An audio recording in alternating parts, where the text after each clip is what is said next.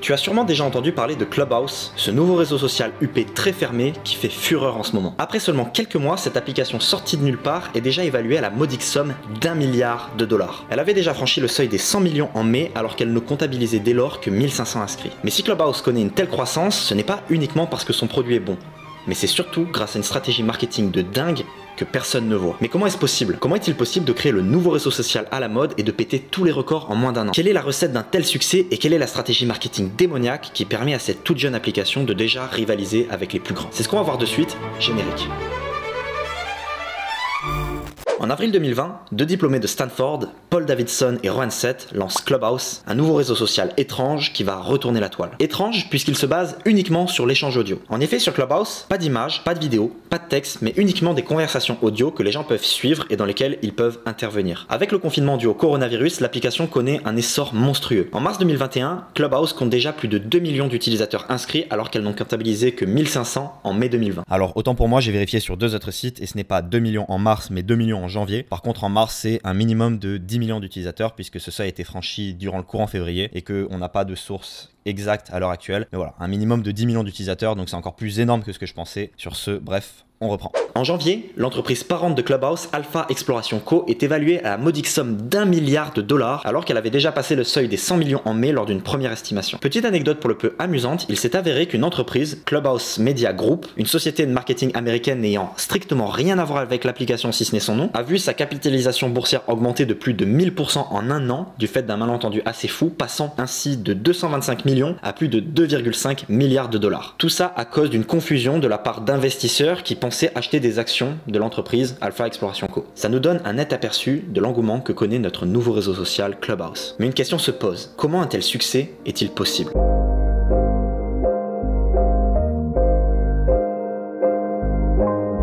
La grosse difficulté lorsqu'on crée un réseau social, c'est que l'intérêt même du réseau réside dans le nombre d'inscrits. Plus il y a d'inscrits, plus le réseau est utile. Et à contrario, moins il y en a, moins le réseau social n'a d'intérêt. Du coup, si vous décidez de lancer un réseau social, votre principal problème sera de trouver vos premiers membres car personne ne veut s'inscrire sur un réseau où il n'y a personne. Et c'est tout à fait logique. En plus, si les quelques inscrits que vous avez ne se connaissent pas ou n'ont rien qui les unit, ça sera d'autant plus difficile. De plus, de nos jours, lorsque vous créez une application de ce type, vous heurtez à la concurrence qui possède déjà des milliards d'inscrits ainsi que leurs propres fonctionnalités. Du coup, vous devez vous demander pourquoi monsieur et madame tout le monde déciderait d'utiliser votre réseau social plutôt qu'un autre. Pour que votre réseau social marche, vous devez donc vous poser deux questions. Premièrement, qu'est-ce que mon réseau social permet et que les autres réseaux ne permettent pas? Et deuxièmement, comment faire en sorte que les gens s'inscrivent alors qu'il n'y a encore personne? En ce qui concerne la première question, on remarque que tous les réseaux sociaux qui existent déjà ont leur propre modèle d'interaction. Facebook, lancé des réseaux sociaux, utilise un petit peu tous les types de médias. Twitter se base essentiellement sur l'échange de textes courts, les tweets et un petit peu d'images ou de vidéos. Snapchat sur les médias temporaires comme les stories et les messages temporaires. Et Instagram qui est détenu par Facebook sur différents modes puisqu'il s'approprie systématiquement les fonctionnalités des autres réseaux de manière à les concurrencer, mais simplement pour la bonne raison qu'ils peuvent se le permettre. Donc si vous décidez de lancer un réseau social et que vous ne prenez pas la décision d'apporter quelque chose de nouveau, que vous contentez simplement de copier ce que font déjà les autres, ça ne marchera pas. Pour lancer votre propre réseau et que ça fonctionne, il vous faut un modèle nouveau. Et en plus, un modèle nouveau qui soit difficile à copier. Jusqu'ici, la base des réseaux sociaux était l'échange de textes, d'images, de vidéos ou encore de streaming avec des spectateurs plus ou moins passifs. Mais il restait encore un canal très peu exploité, l'audio. Dans la vie réelle,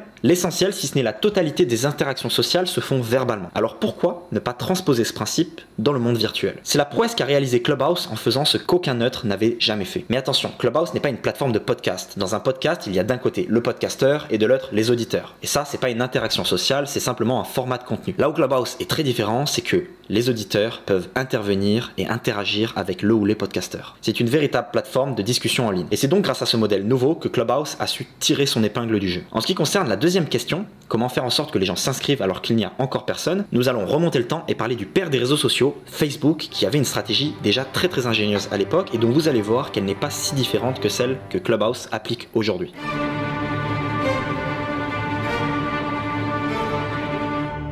En 2004, Mark Zuckerberg et ses camarades d'Harvard créent le tout premier réseau social au monde, Facebook. À son lancement, Facebook, ou plutôt The Facebook à l'époque, adopte une stratégie très ingénieuse que je nommerai, entre nous, la propagation en tache d'huile. Au lieu de rendre le site accessible par tous et à l'international dès le début et ainsi de devoir dilapider d'énormes sommes en publicité pour populariser la plateforme, Facebook est au départ uniquement réservé aux élèves de Harvard. Cela a deux avantages. Premièrement, cela crée un effet de rareté qui rend la plateforme plus attrayante. Facebook est un club réservé à une élite, les élèves de l'une des universités les plus prestigieuses au monde. D'ailleurs, je vous invite à regarder ma précédente vidéo dans laquelle j'aborde ce concept, le concept de l'effet de rareté, et dans laquelle j'explique tous les mécanismes psychologiques qui sont en jeu dans ces stratégies. Et deuxièmement, ça permet d'augmenter les chances que chaque nouvel inscrit retrouve sur la plateforme quelqu'un qu'il connaît déjà, augmentant ainsi les probabilités qu'il utilise la plateforme pour virtualiser ses relations sociales. Très rapidement, Facebook a fini par saturer Harvard et a donc commencé à s'étendre au sein d'autres universités en reproduisant exactement le même schéma, avant de s'étendre ensuite à l'échelle nationale pour enfin s'étendre de manière internationale. Cette stratégie est assez simple. On peut voir un réseau comme un ensemble de points. On nomme communément ces points des nœuds et ce qui les relie des mailles, un petit peu à l'image d'un filet de pêche. Au lieu de partir de tous les points et d'essayer de les réunir entre eux en dépensant d'énormes sommes en publicité,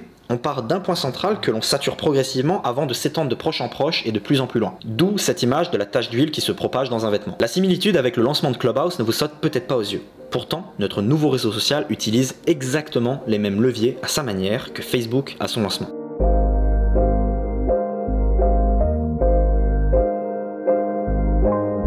Au lancement de Facebook, les réseaux sociaux n'existaient pas, ce qui était un avantage par rapport à Clubhouse qui a dû se faire une place parmi tous les réseaux qui se partagent déjà le gâteau. Pour ça, Clubhouse a mis en place une stratégie très ingénieuse mais qui en réalité se base exactement sur les mêmes principes que Facebook à ses débuts. Lorsque vous vous inscrivez sur Clubhouse, un message apparaît. Bienvenue, nous travaillons dur pour faire en sorte que Clubhouse soit prêt pour tout le monde. Pendant que nous réalisons les derniers détails, nous ajoutons de nouveaux inscrits graduellement de façon à être sûr que rien ne plante. N'importe qui peut rejoindre l'application avec l'invitation d'un utilisateur existant ou réserver un nom d'utilisateur et nous vous enverrons un message si vous avez un ami sur l'app qui peut vous permettre de rentrer. Nous sommes reconnaissants de vous avoir ici et nous sommes pressés de vous voir parmi nous. Paul, Rohan et l'équipe de Clubhouse. Je vais vous poser une question. Pensez-vous réellement qu'une entreprise évaluée à 1 milliard qui a reçu plusieurs dizaines de millions de dollars d'investissement n'a pas les moyens de rendre son application stable au bout d'1 an? Et même, pensez-vous que ça, c'est ce qu'on appelle faire rentrer les utilisateurs graduellement? Bien sûr que non. Tout ceci est une mascarade ou plutôt une stratégie marketing redoutable qui se base sur 3 axes.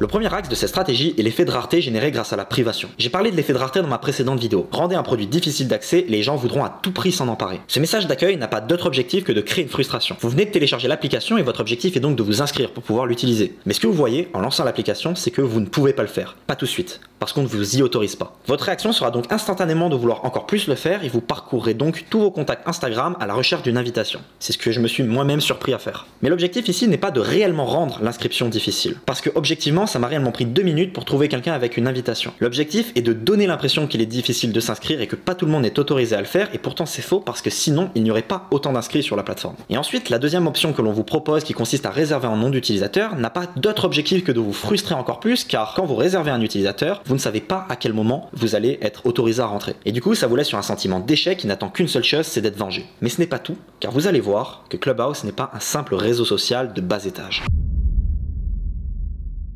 Le deuxième axe de la stratégie marketing de Clubhouse est le prestige. Comme pour Facebook à son lancement, Clubhouse semble être réservé à une élite. Premièrement, car comme vu juste avant, le système d'invitation donne faussement l'impression que pas tout le monde est autorisé à accéder à l'application. Mais également car l'application n'est disponible que sur les appareils iOS, soi-disant pour fignoler les derniers détails avant de pouvoir développer des versions pour les autres systèmes d'exploitation. Encore une fois, pensez-vous qu'une boîte évaluée à 1 milliard n'a pas les moyens de sortir un petit billet pour développer une version Android? Une fois de plus, on s'est bien fait avoir. Parce qu'ici aussi, il s'agit d'une tactique marketing visant à s'approprier le branding d'Apple. Et ça marche. J'ai même vu quelqu'un prétendre avoir acheté un iPad uniquement pour pouvoir utiliser l'application. En effet, Apple possède déjà un branding très bien établi. La marque est vue par ses adeptes comme une véritable religion et les utilisateurs d'iPhone se considèrent comme faisant partie d'une forme d'élite. Alors quoi de mieux pour se donner une image de club prestigieux que de rendre son application disponible uniquement sur les appareils iOS? Encore une fois, ça joue sur l'effet de rareté et la sensation de privation chez les utilisateurs de smartphones d'autres marques Apple, car ils n'ont tout simplement pas le droit de s'inscrire sur l'application. Clubhouse s'est également payé le luxe d'avoir parmi ses premiers inscrits certaines personnalités publiques,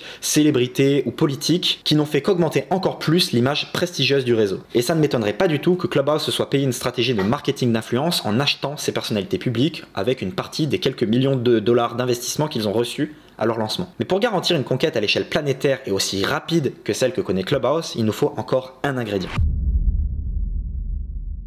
Nous l'avons vu pour Facebook, mais pour faciliter le lancement d'un réseau social, il est préférable de faire en sorte et de s'assurer que chaque nouveau membre retrouve sur la plateforme quelqu'un qu'il connaît déjà ou avec lequel il possède déjà des liens dans la vraie vie. Cela facilite l'intégration de cette nouvelle recrue au réseau. Et ça, Facebook avait réussi à le faire grâce à sa stratégie de propagation campus par campus. Dans une scène du film The Social Network, retraçant l'histoire de la création du réseau, on apprend que Mark Zuckerberg, à quelques temps avant de lancer Facebook, crée un site web, FaceMatch, qui permettait de comparer des filles du campus entre elles et de voter pour celle que l'on trouvait la plus séduisante. Dans une autre scène, Mark Zuckerberg explique que si ce site est devenu viral en l'espace de quelques dizaines de minutes au point de faire planter le réseau internet d'Harvard, c'est pour l'unique raison qu'il permettait de retrouver en ligne les visages des personnes que les gens connaissaient vraiment, puisque ce réseau était limité, encore une fois, à Harvard. Et Mark Zuckerberg explique que c'est donc sur ce principe qu'il va se baser pour créer le réseau social que nous connaissons tous aujourd'hui. Il est donc dans l'intérêt de Clubhouse d'utiliser ce principe, et ça tombe bien car le système d'inscription par invitation permet de le faire en garantissant que chaque nouvel utilisateur retrouvera sur la plateforme au moins une personne qu'il connaît déjà. De plus, chaque nouvel utilisateur reçoit à son inscription non pas une, mais 2 invitations qu'il peut donner aux personnes de son choix. Donc si on fait le bilan, on a là la stratégie marketing parfaite. Premièrement, créer le désir par réactance en rendant la plateforme plus fermée et plus difficile d'accès. Deuxièmement, donnez-vous une image prestigieuse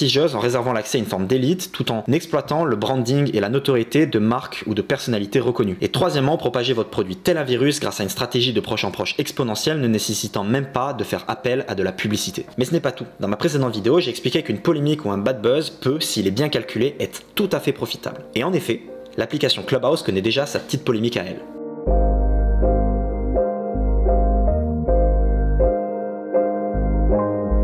Depuis quelques semaines, Clubhouse connaît déjà sa petite polémique car il semblerait qu'elle soit, je cite, un aspirateur à données personnelles et qu'elle ne respecte pas le RGPD. En effet, à votre inscription, l'application demande à avoir accès à vos contacts et il semblerait qu'elle crée automatiquement à partir de ces derniers des utilisateurs fantômes en attente de validation. Cela semble être qu'une rumeur, mais même si c'est vrai, cela pourrait tout à fait s'expliquer de par le système d'inscription qui, quand vous réservez un utilisateur, doit vérifier dans la base de données si quelqu'un possède déjà un lien avec vous. Ça pourrait s'expliquer de cette manière. Mais dans tous les cas, si une chose est sûre, c'est que ça fait du bruit. Mais objectivement, pensez-vous que ça pose un réel problème de façon éthique? Les sites internet prélèvent en permanence des informations personnelles nous concernant de façon à nous cibler avec des publicités plus pertinentes, etc. Et c'est quelque chose que je connais très bien puisque ça fait partie de mon métier que de mettre en place ces outils pour les entreprises que j'accompagne dans leur stratégie marketing. En tout cas, en ce qui me concerne, je me fiche éperdument qu'une application ou un site web stocke mon numéro de téléphone ou mon adresse email tant que je me fais pas harceler. C'est pas comme si on mettait une caméra cachée dans ma salle de bain. Mais vous allez voir que ce type de controverse peut avoir un effet très bénéfique sur le développement de la notoriété de notre application. Premièrement, les personnes qui sont sensibles en ce qui concerne leurs données personnelles sont généralement des personnes qui n'utilisent pas les réseaux sociaux car elles sont généralement contre. Elles ne sont donc pas du tout un client cible de l'application. Et de plus, de nos jours, c'est vraiment une toute petite minorité. Est-ce qu'une seule des personnes qui verra cette vidéo n'a pas déjà donné son email ou son numéro de téléphone à un site web? Aucune. Mais ces personnes, que ce soit des journalistes, des politiques ou des associations en tout genre, vont parler de l'application. En mal certes, mais en parler. Et ainsi faire savoir à un maximum de monde que l'application existe. Sur la masse, certaines personnes verront peut-être l'application en mal. Un petit peu comme mes parents qui, à l'époque où Facebook était vraiment à la mode,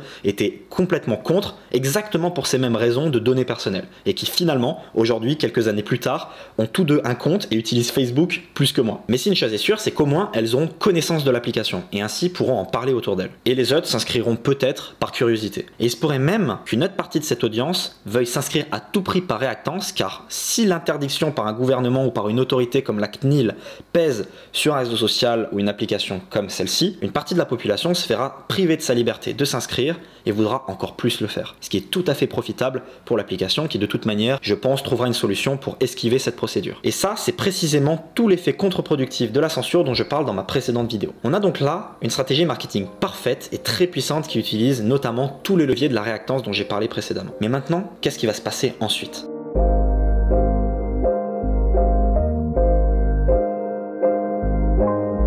En ce qui concerne l'avenir de Clubhouse, les possibilités sont nombreuses. En effet, les plateformes Twitter et Facebook travaillent déjà à des projets visant à copier Clubhouse et à l'intégrer à leur plateforme. Oui, ce monde est clairement impitoyable. Mais il est clairement difficile de prédire ce qui pourrait se passer. Facebook a déjà mis une grande claque à Snapchat par le passé en copiant le modèle des stories sur ses propres plateformes. Mais d'un autre côté, Clubhouse possède une hype énorme et de tous les leviers psychologiques dont nous avons parlé dans cette vidéo et que Facebook et Instagram ne possèdent pas forcément. Et généralement, un véritable pionnier se fait difficilement devancer par ses concurrents. Personnellement, je pense que Clubhouse va pouvoir se faire une place solide solide et durable sur le marché, mais c'est sans compter sur la controverse avec la CNIL qui pourrait provoquer un tournant dans l'histoire de ce réseau social. En tout cas, je serais très curieux et enchanté de connaître votre avis sur la question et de pouvoir débattre avec vous en commentaire, donc n'hésitez pas car c'est à ça que ça sert. Et en tout cas, si la vidéo vous a plu et que vous a transmis quelque chose, n'hésitez pas à me mettre un petit pouce bleu pour le référencement car ça m'aiderait beaucoup à propulser la chaîne. J'ai d'ailleurs une annonce importante à vous faire. Avec le Covid, de plus en plus de gens se tournent vers l'entrepreneuriat, ne voulant plus dépendre d'un système de plus en plus fragile, et personnellement je pense qu'ils ont totalement raison. C'est mon cas depuis plusieurs années, depuis que j'ai décidé d'arrêter mes études pour me lancer dans l'aventure entrepreneuriale. Je vais pas te mentir, au début j'ai galéré, ça a été très difficile, j'ai commis beaucoup d'erreurs, j'ai connu beaucoup d'échecs, mais j'ai jamais lâché l'affaire. Et aujourd'hui, quelques années plus tard, alors que je n'aurais même pas fini mes études si j'avais pas changé de voie, j'ai lancé un business et je gagne bien mieux ma vie que si je n'avais pas décidé d'arrêter mes études. Et en plus de ça, je suis libre de mon temps et de mes choix. Alors que beaucoup sont au chômage partiel à cause du Covid en se demandant ce qu'ils vont devenir demain, personnellement je bosse, je construis mon avenir, je préserve ma sécurité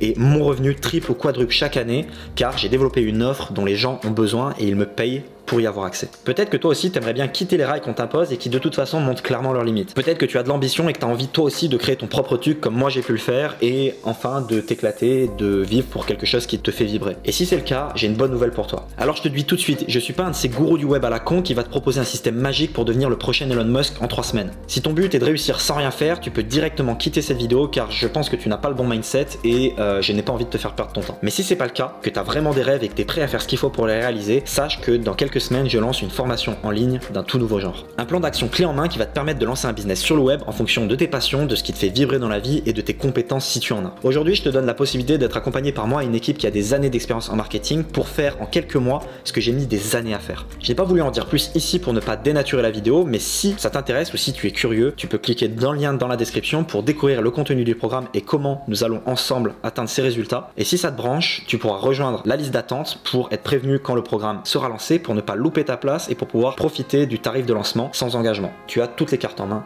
Ciao.